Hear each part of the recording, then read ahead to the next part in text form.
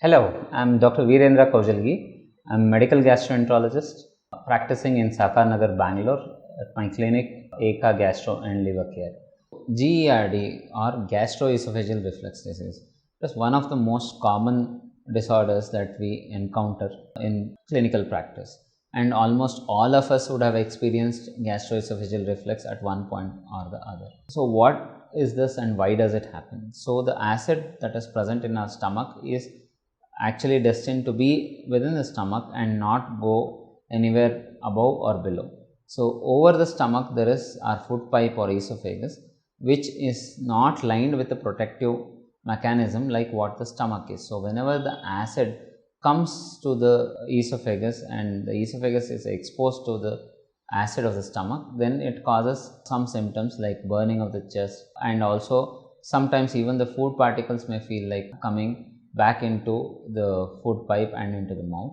So this is termed as gastroesophageal reflux disease. So hence it is quite common that we to be worried because of that. Why does this happen?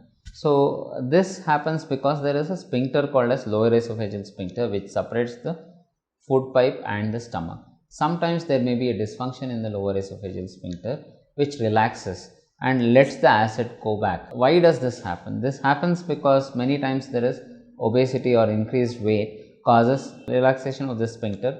There can be increased intra-abdominal pressure.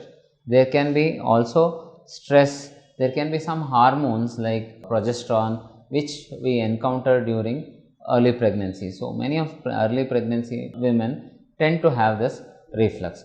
And also some of the food habits also contribute to this, especially if you are taking something which is very oily or very high in protein, and also whenever you are taking alcohol or fizzy drinks tend to cause relaxation of lower esophageal sphincter.